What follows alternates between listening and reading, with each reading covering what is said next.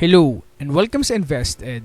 So today guys, i-discuss natin ang upcoming dividend ng Filinvest Land Incorporated na mayroong ticker symbol na FLI. So dito guys, i-discuss natin kung ano yung mga latest news and disclosures sa FLI. I-discuss din natin dito yung position ng company sa kanilang paparating na upcoming dividend, and also titignan din natin kung maganda ba pag-investan itong company as a value investor. Bago tayo magpatuloy, kung gusto mo ng mga ganitong content, huwag mong kakalimutan na i-subscribe itong ating channel. Okay guys, so kung ready ka na, stay ka lang, I'll show you how.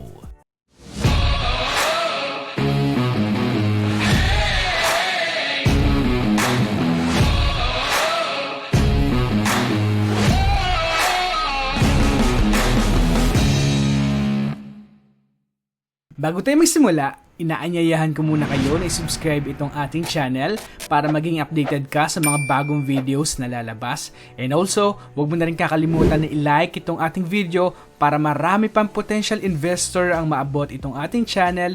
And samahan nyo ako na pataasin natin guys yung less than 1% na nag-i-invest dito sa ating bansa. Okay? Okay guys, so quick info lang muna tayo sa Filinvest Land Incorporated. Together with its subsidiaries, operates as a real estate developer in the Philippines. It builds residential communities, townships, mid-rise and high-rise condominiums, BPO hubs, office buildings, shopping centers, and leisure developments. The company developed approximately 3,000 hectares of land into homes for approximately 160,000 families. The company was formerly known as Citation Homes Incorporated and changed its name to Filinvest Land Incorporated in July 1993. Filinvest Land was incorporated in 1989 and is based in Mandaluyong. Filinvest Land Incorporated is a subsidiary of Filinvest Development Corporation. Titignan natin dito guys yung 1-year performance ni Filinvest Land Incorporated from October 15, 2020 ay nasa 0.94 pesos per share yung kanyang price. And kung titignan natin dito ngayon, ng time na nire-review natin ito, ay nasa 1.13 pesos per share na yung kanyang price. Now kung titignan naman natin dito guys yung maximum performance o yung long-term performance ni FLI, pinaka-high ng company ay nasa 3.57 pesos per share noong 1996. So dito nakikita natin na nasa sideways yung performance ng company no, over the long time. So dahil wala pa yung third quarter filing ng company, so pupunta muna tayo sa pinaka-latest filing na FLI, which is yung second quarter of 2021 result ng company.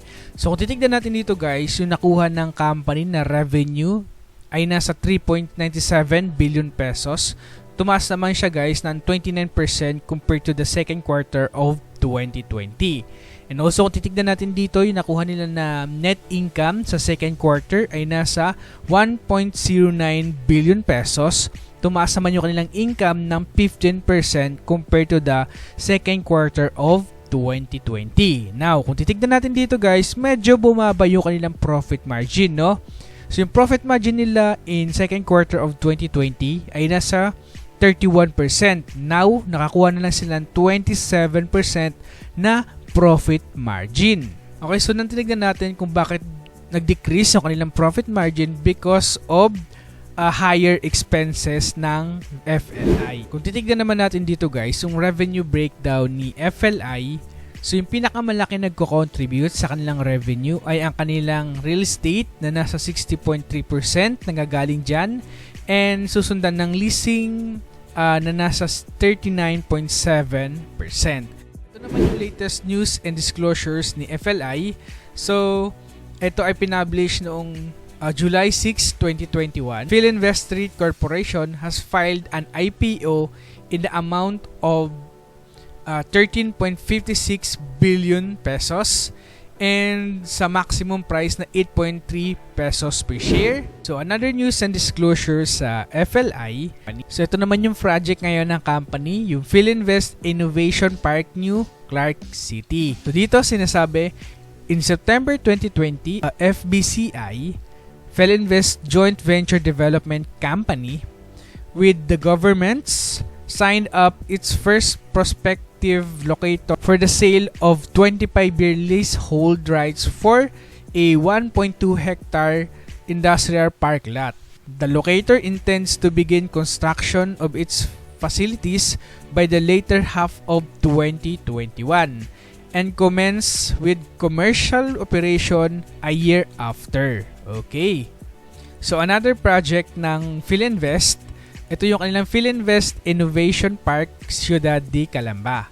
So yung Filinvest Innovation Park Ciudad de Calamba, the industrial and logistics subsector continues to show resilience with consistent interest and underlying demand for industrial properties. This drove the company expansion of the Filinvest Innovation Park in Ciudad de Calamba. Detailed planning has commenced on a 20 hectares extension of its original Filinvest Technology Park. So another project ng Filinvest Land Incorporated, so ito yung kanilang co-living spaces. So with the rising need for safe, security, healthy, affordable accommodation for the young and mobile citizen in the prime growth locations, Filinvest has ventured into the co-living market under the Crib brand. These premises not only address their basic need for social connection even as they explore their independence. And also, kung titignan natin dito, sinasabi, currently, Filinvest has 2 co-living projects under construction and 1 in the planning stage. Okay, so isa nilang project sa Pampanga ay matatapos later half of this year, no? So the project is composed of 4 low-rise buildings with a total of 552 rooms or 3,312 beds, 6 beds per room. Okay? Okay, so dito nakikita natin na continuous na nag-i-improve ang company.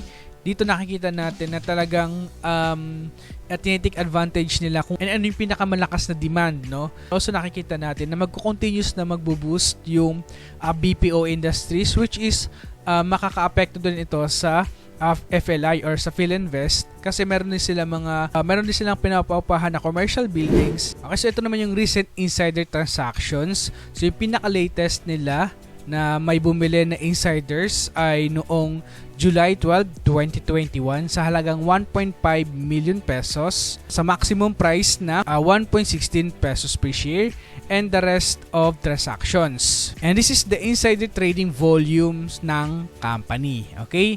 So dito nakikita natin majority ng bumili over the 1 year period ay company. So ngayon dumako na tayo sa dividend information ni FLI. So kung titignan natin dito yung dividend history ng company. Okay guys, so ito yung kanilang upcoming dividend. So ayan siya.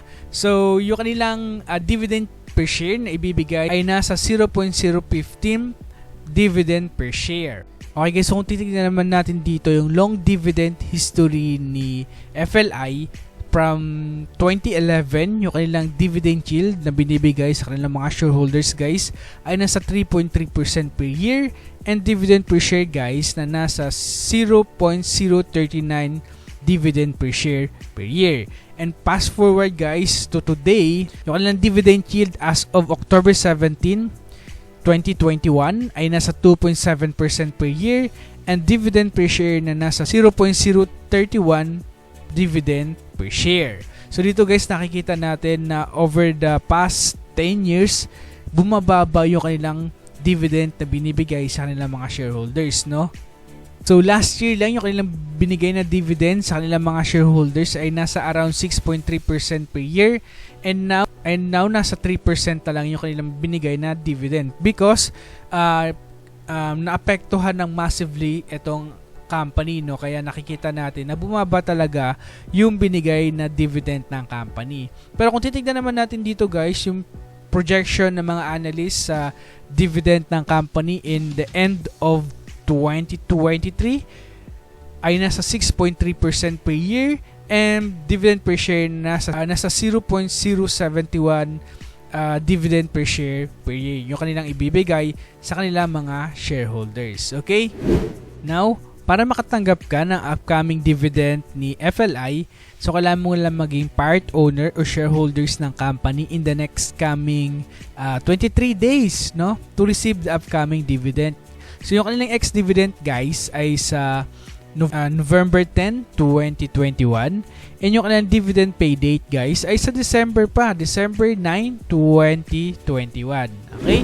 So kung titignan natin dito guys, yung nakuha ko na current fair value ngayon sa FLI ay nasa 0.92 pesos per share. So dito guys, clearly ang company in terms of my valuation, ang company ay nasa overvalue ngayon. So for me, no, as a value investor, kung tatanungin nyo ako, I would rather stay away muna sa company kasi wala pa sa margin of safety natin itong FLI bago tayo mag-invest sa company, no? Okay? Okay, so hanggang dito na lang muna yung pagre-review natin sa upcoming dividend ng FLI. And also guys, kung bago ka pa lang sa ating channel and bago ka pa lang sa pag-i-invest sa ating merkado, kung gusto mong matuto, no, kung paano mag-invest, paano mag-value ng company, ang gagawin mo na, pupunta ka lang dito sa ating playlist and hanapin mo lang guys yung paano mag-value ng company. So meron diyang 4 na valuation method para matuto ka kung paano mag-value. And also, kung gusto niyo naman matuto guys about sa paano makapili ng magandang stocks na pwedeng pag-investan, pwede niyo panoorin guys yung ating My Investing Strategy, no? So pwede niyo panoorin tong 6 episodes. Make sure nyo guys na panoorin nyo lahat para magkaroon kayo ng malawak na kaalaman sa pag-i-invest and matibay na pundasyon at matibay na konklusyon sa pag-i-invest dito sa ating merkado. And also, meron din tayong dividend play, no? Nag-upload din tayo ng mga katulad nitong video na to na merong upcoming dividend. So ano ba yung benefit kung bakit ka mag-i-invest ngayon pa lang? Okay? And many more playlists na meron tayo dyan, no? So explore nyo na lang guys yan para matuto kayo kung paano mag-value ng company and makahanap ng company. Okay guys? So this is Pse Warrior na nagpapaalalang invest wisely and see you on the other side. Maraming salamat sa panonood. So if you want to expand your investing knowledge, make sure na nakasubscribe ka and pindutin mo na rin ang bell button para ma-notify ka sa mga bagong videos na lalabas dito sa ating channel. And once again, this is Pse Warrior na nagpapaalalang invest wisely and see you on the other side.